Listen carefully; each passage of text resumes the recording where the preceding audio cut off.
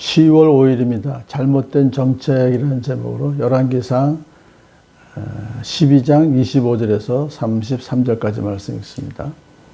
여로보암이 에브라임의 산지에 있는 세겜성을 도성으로 삼고 얼마 동안 거기서 살다가 분우엘 성을 세우고 그리로 도성을 옮겼다.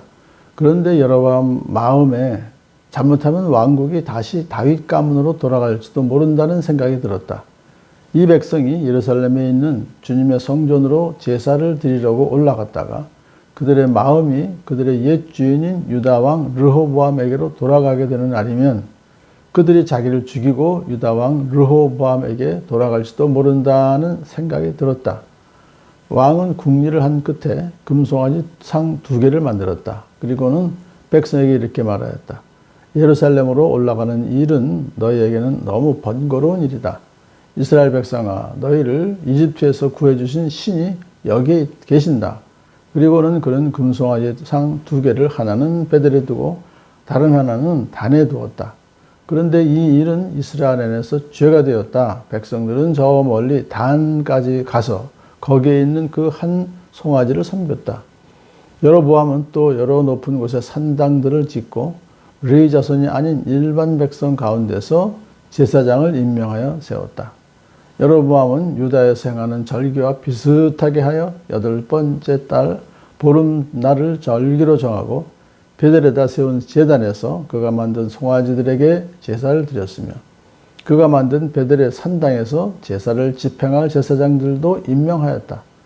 왕은 자기 마음대로 정한 8째 달 보름날에 베델에 세운 제단에서 제사를 드렸다. 그는 이스라엘 자손이 지켜야 할 절기를 이렇게 제정하고 자기도 그 제단에 분향을 하려고 올라갔다. 아멘. 여로보암이 이제 정치적으로 탄탄하게 하기 위해서 일단 도성을 분우엘 성으로 옮깁니다.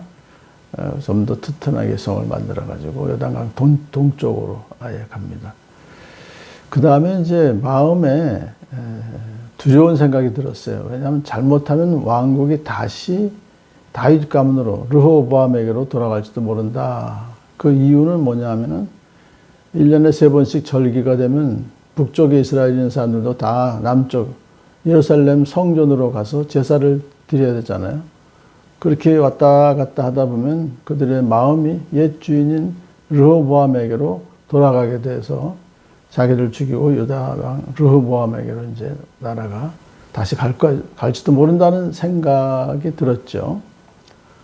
이제 그런데 여기서 그런 생각이 들 수도 있습니다만은 그럴 때 뭘 생각해야 되냐면 하나님께서 북이스라엘의 왕으로 여로보암을 세워주신 거죠. 하나님 세워주신 거예요. 자기가 뭐 전투를 잘해서 된 게 아니라. 그렇다고 하면은 하나님께서 그때 어떤 약속을 하셨냐면 다윗 언약과 똑같은 약속을 거의 똑같은 약속을 해주셨잖아요. 네가 하나님 말씀을 잘 듣고 내가 보는 앞에서 바르게 살면 내가 너와 함께 할 것이다. 그리고 내가 다윗 왕조를 견고하게 세운 것 같이 네 왕조도 견고하게 세울 테니까 염려하지 말아라. 그렇게 이미 약속을 해주셨어요. 그걸 기억하고 있으면 그런 두려운 생각이 들더라도 그냥 하나님 믿고 기도하면 될 텐데 여로보암 왕이 궁리를 한 끝에 지가 이제 하나님과 의논하지도 않고 지가 단독으로 궁리를 한 끝에 이제 해결책을 이렇게 단도를 이렇게 합니다. 금송아지 2개의 우상을 만들어서 하나는 저 북쪽 끝에 하나는 남쪽 끝, 북이스라엘의 남쪽 끝이 베델입니다. 거기에다가 두고 북이스라엘 백성들이 남유다로 가지 못하게 막았어요. 이렇게 하다 보니까는 이 일이 이스라엘 안에서 죄가 됐죠. 왜냐하면 백성들이 저 멀리 단에까지 올라가서 거기에는 그 한 송아지를 섬기는 거예요. 여호와 하나님이 아니라. 그러니까 이스라엘 왕국은 하나님의 나라인데 하나님의 백성들인데 전혀 하나님 말씀과는 이제 동떨어진 우상을 섬기면서 더 나아가서 또 여러 높은 곳에 산당을 만들고 거기에 레위 백성이 아닌 레위 자손이 아닌 일반 백성 가운데 제사장을 임명해. 이것도 역시 하나님 법을 어기는 거예요. 물리적으로 사실 뭐 할 수가 없겠지만 여하튼 제사장을 임명해서 하나님께 예배 드린다고 해요. 하지만 잘못된 그런 방법이죠. 그다음에 이제 세 번째는 뭐냐면 절기, 유다에서 행하는 절기 가운데서는 7월 15일이면 이제 초막절인데요. 그걸 지 멋대로 자기 마음대로 절기와 비슷하게 해서 8월 15일로 정해요. 그러고서는 베델에다 세운 제단에서 자기가 만든 송아지에게 제사를 드리고 또 분향까지 하는데, 근데 자기 마음대로 정한 절기에 자기가 제사장이 돼요. 자기도 그 제단에 분향을 하려고 올라갔다. 그러니까 이건 뭐 하나님의 그 말씀을 전혀 조금도 개의치 않고 지 멋대로 결정을 했다. 그러면 여로보암이 그러면서도 자기는 하나님을 섬긴다고 해요. 그런데 이것을 보면서 우리가 오늘날도 우리가 여로보암의 죄를 짓고 있는 것은 없나 생각해 봐야 되죠.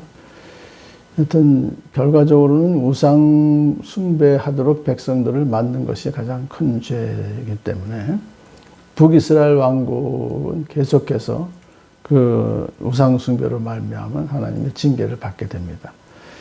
자, 오늘날도 우리 교회가 정말 여로보암 같이 살짝 비슷하게 하든지 인간의 생각대로 너희를 이집트에서 구해내신 신이 여기 있다라고 하면서 금송아지를 그렇게 참 내세우는 것은 뭐 없는지. 그러니까 너희는 먼저 그 나라의 의를 구하라 분명히 말씀하셨는데, 하나님 나라의 의를 구하는 것이 아니라 세상에 여러 가지 것들을 더 앞세워서, 기복신앙도 그 중에 하나입니다. 또는 율법주의 신앙이나 또 지금 이제 이단들의 그 참 사람들을 미혹시키는 그런 사람 중심인 그런 이제 종교로 바뀌는, 거기에서 우리가 물들지 않도록 항상 하나가 되어서, 예수님 안에서 하나가 되어서 전심으로 예수님만을 바라보며 살아가는 복된 하루 되기를 축복합니다.